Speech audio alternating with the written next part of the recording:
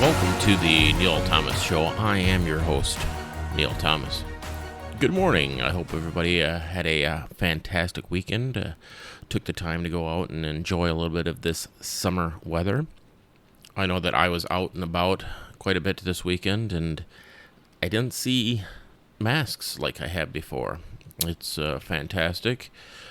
The few people that are wearing them, that is their choice. I'm not going to mock them here on the air. I just will say that it's good to see things going in the right direction. We can argue about whether they were necessary to begin with, but I'm a look forward, not a look back type of individual. For 4 years, we had President Donald Trump in the White House as President and Commander-in-Chief of the United States. And the joke, of course, for the entire time was the Russian collusion bit, a Mueller investigation that lasted 3.5 years and cost the U.S. taxpayers $32 million, all to find out that Russian collusion was all a hoax to begin with. But of course, that didn't stop the left and the left-wing media from making their snide comments about how close Putin and Trump were. The comments about how the U.S. was giving Putin what he wanted and giving into all of Russian demands, which of course was completely false.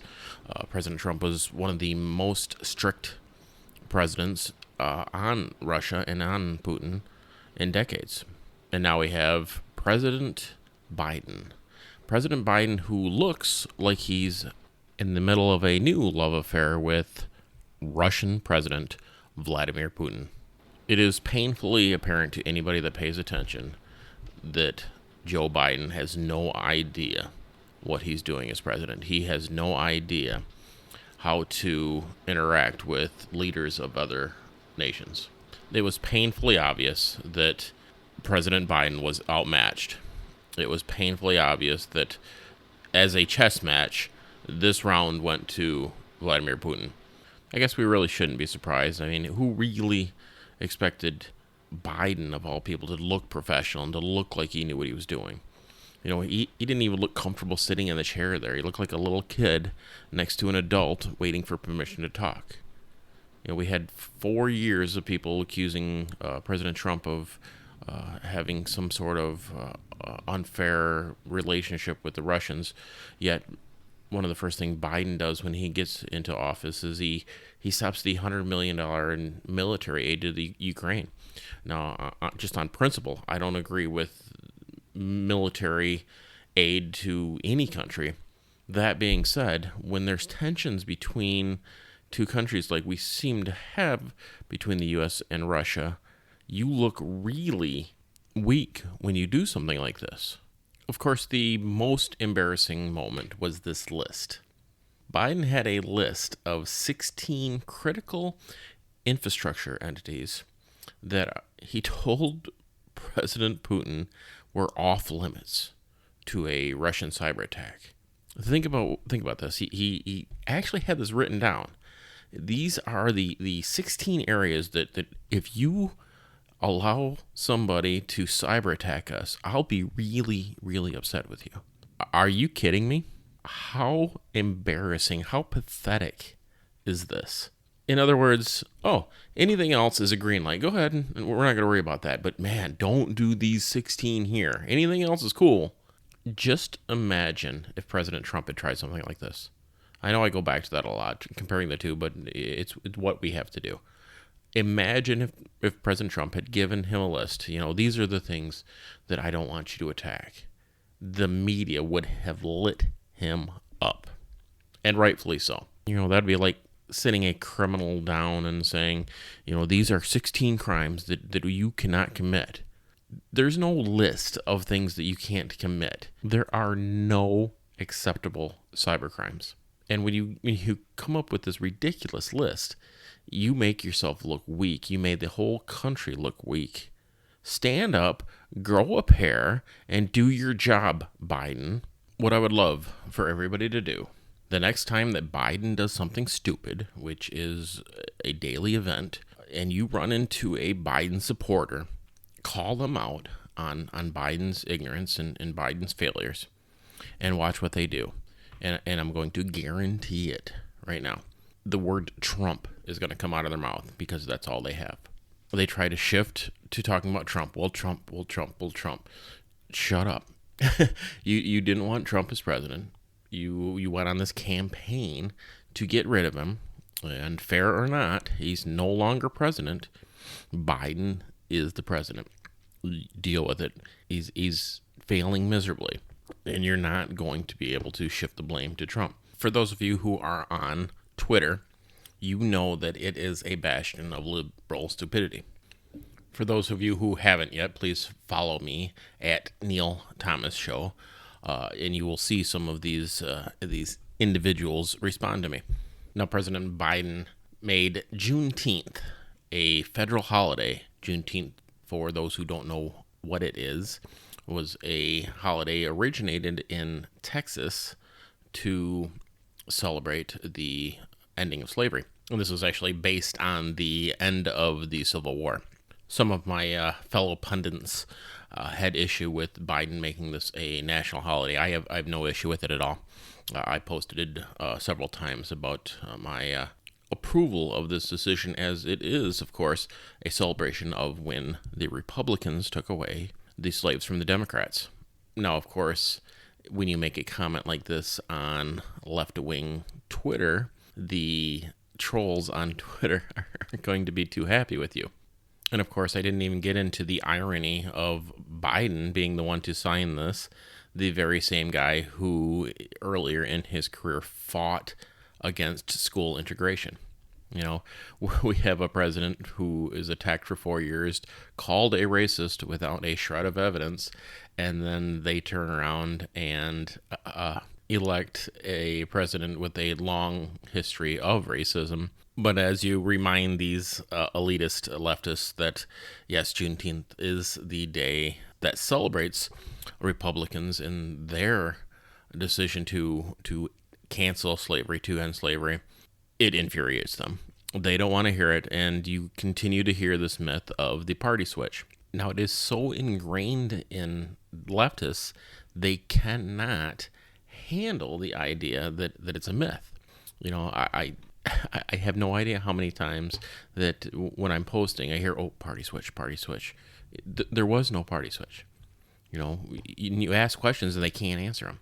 You know, so when were these Republicans liberals? Where were their big party policies? When did they go implemented? When were these Democrats massive conservatives? Where were their party? You know, and they just can't do it. Of the 21 Democratic senators that voted against the Civil Rights Act, one of them became a Republican. That's a fact. And the rest stayed Democrat the rest of their careers and continued even after they fell off to be replaced by other Democrats for another 2.5 decades. It didn't happen. You know, the myth is that because of the Civil Rights Act, by the way, more Republicans, a higher percentage of Republicans voted for the Civil Rights Act than Democrats. That's just a fact. You can look it up. But the idea is that after the Civil Rights Act and after the Southern strategy, the party switched. But here's the problem. When leftists try to prove this to you, they start talking about the Southern strategy was real, the Southern strategy, blah, blah. Yes, their Southern strategy existed, but it's not proof or even evidence of this party switch. The party switch never happened. Some Republicans did some nasty things, but it has nothing to do with 200 years of political history. The Southern strategy is not what turned the South red. As a matter of fact, it took 30 years before the South became red. It was until 1994 before the Southern congressional seats became a red majority. I know things move slowly in the South, but I can't believe that it would take 30 years if this Southern strategy were to turn the parties. It never happened. The fact is that the Democrats today are the same party of the KKK. They're the same party of slavery. They're the same party of Jim Crow. This is the same party. Now, to their credit, they don't want to associate with their past, and that's fine. I give them all the credit in the world for not wanting to associate, not wanting to be the Democrats of the past. That's fine. You have every right to do that, and you should be applauded for not wanting to be part of that anymore.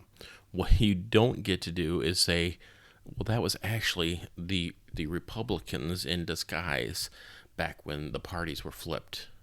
Like there was this magical switch that was flipped, and all of a sudden now all the horrors that the Democrats committed in the past can be attributed to Republicans. It's not the way it happened. It's not the way it worked. But of course, you will never get a leftist to realize this.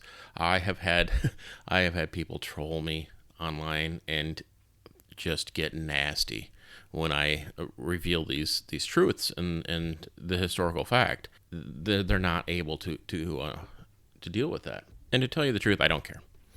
I know what the left is. You know what the left is. They're not right in the head. And I'm going to continue to tell the truth and continue to expose these lies, tell things how they are, and let the chips fall where they may. Another one is this critical race theory garbage that they're trying to shove down our throats, to shove down the throats of our children. It's not acceptable. The idea of behind critical race theory is that if you're black, you're never going to get ahead. You are worthless. The white man is going to keep you down. And if you're white, guess what? You 8-year-old white kid, you are racist. You are horrible. You have all these sins that somehow you committed based upon the amount of pigment in your skin, and you're guilty of that. No, we're not going to teach kids this. We are not going to do this. We're going to get this garbage out of our schools because it's not right. And anyone that tells you that's not what it is lying to you. They are a liar, and they have an agenda. Here is a recording of a individual, a black father, at a school board meeting. This man is a hero. When you talk about critical race theory, which is pretty much going to be teaching kids how to hate each other, how to dislike each other,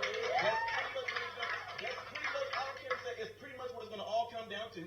You're going to deliberately teach kids, this white kid right here got it better than you because he's white. You're going to personally tell a white kid, oh, the black people are all down and suppressed. How do I have 2 medical degrees if I'm sitting here oppressed? How do I get, first of all, we got 5 minutes now, 2 medical degrees. No mom, no dad in the house. Work my way through college. Sat there and hustle my butt off to get through college. You going to tell me somebody that look like all y'all white folks kept me from doing that? Are you serious? Not one white person ever came to me and said, well, son, you're never going to be able to get nowhere because you know the black people. But guess what? What's sickening about this whole thing is what y'all doing right now is already something I do in my community right now to speak out against stuff because black folks are getting told by other black folks, oh, you know you ain't going to be able to do nothing out there in the world because them white folks ain't going to let you get no, oh, you know you're not going to be able to do it here because you know, the white man going to keep you down. Well, how did I get where I am right now if some white man kept me down? How am I now directing over folks that look just like you guys in this room right now? How? What kept me down? What oppressed me? I work for myself from off the streets to where I am right now. You gonna sit here and tell me this lie of critical race theory? This the reason why black folks can't get ahead because of white folks? Are you kidding me? This is what we come to now. I can't believe we're even talking about this right now. The last thing we're gonna say right here is something that's crazy. Martin Luther King said he wanted his kids to grow up in a world where they are judged by the contents of their what? Their character, not their skin. If they let this stuff go on right now, it is absolutely going the complete reverse of what he's doing. So when February comes, don't talk about Martin Luther King. When February comes, don't talk about black people. Some other y'all will sit there and just pretty much pee on his grave with this nonsense. That's exactly what's about to happen. Lastly, we are talking about our kids. We are talking about our children. What's so sickening about me, I love the Discovery Channel. You will see that on the Discovery Channel, animals will put their lives on the line to protect their children from danger. Nobody want to get to the heart of the matter, get to the meat of the matter, get to the moral of the story. It all comes down to it. The person that's going to be suffering from this, the ones going to be hurt from this, is the kids. 10 years from now, if this stuff goes on, whose fault is it going to be? Whose fault is it going to be? Who we going to look back on and blame for this? Because this is stuff we're talking about right now. This stuff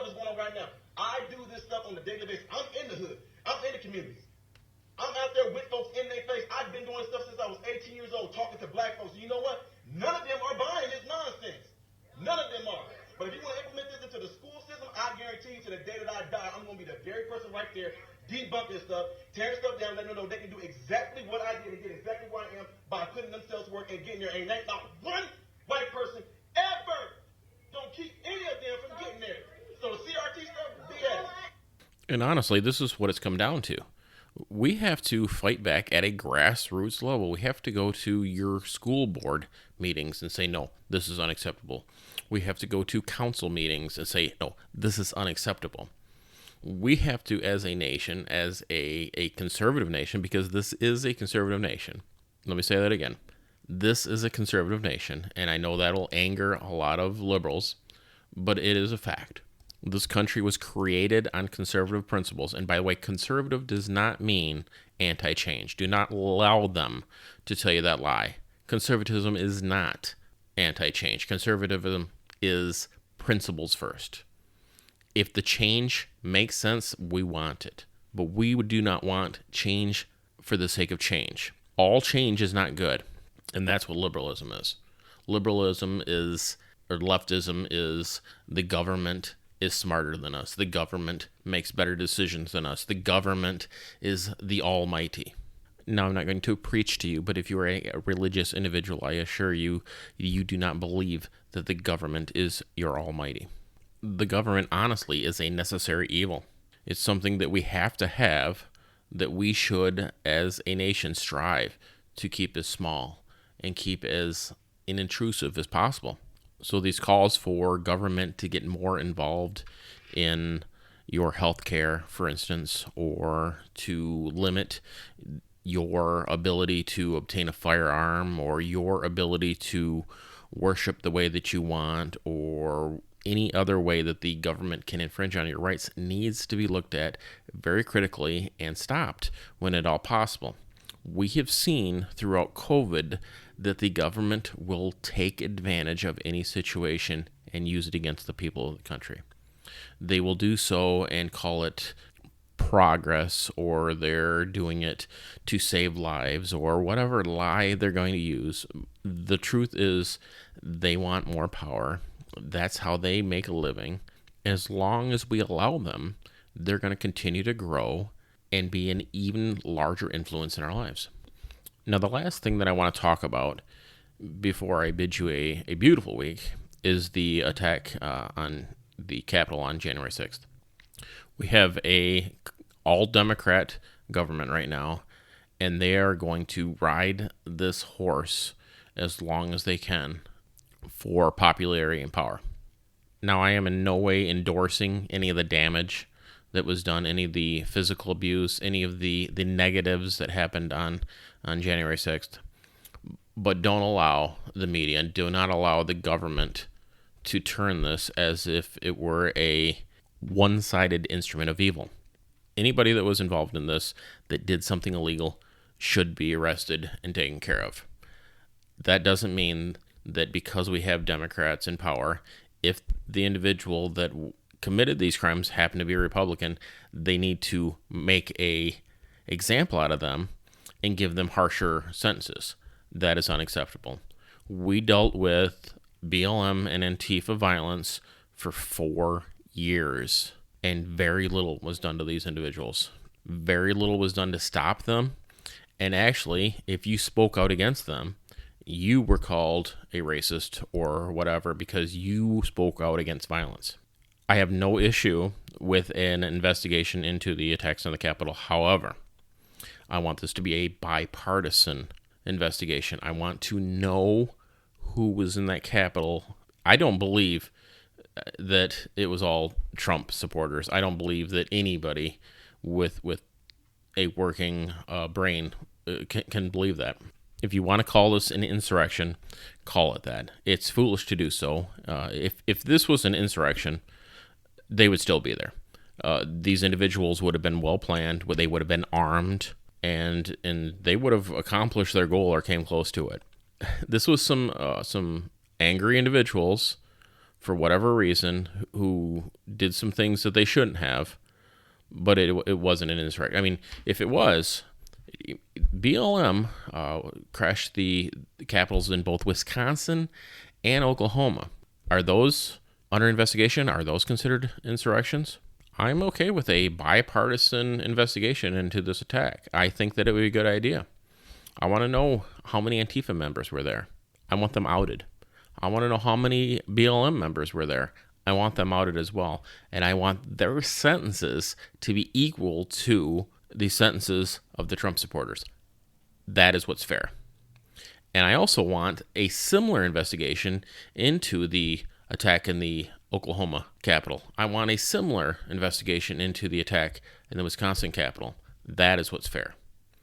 I want an investigation into Portland. I want an investigation into Seattle. I want an investigation into Minneapolis and every other city destroyed over the last 4.5 years.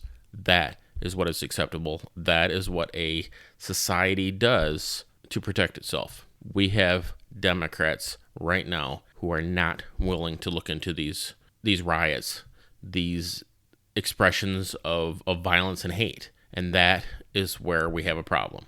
Not that they want to look into the attack of the Capitol on the 6th. Not that they want to get down to the bottom of it, quote unquote, but that they want to do it without it being bipartisan, and that they want to ignore all these other violent acts. That's where we have a problem, and that's where the disconnect is.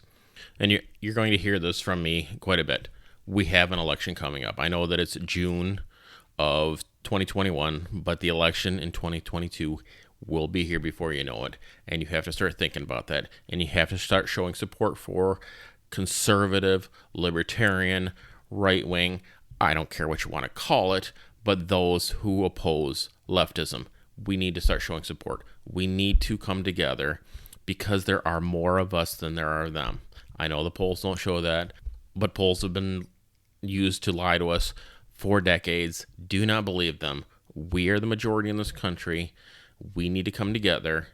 If all of those that I just mentioned come together, we can make a huge dent in the power of leftists. At bare minimum, we need the Senate back. We need that ability to stop ridiculous bills. The filibuster only does so much work.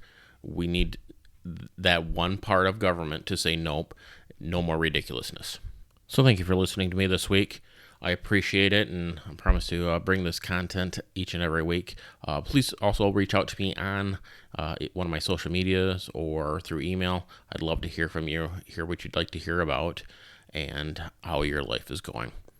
Thank you very much, and until next time.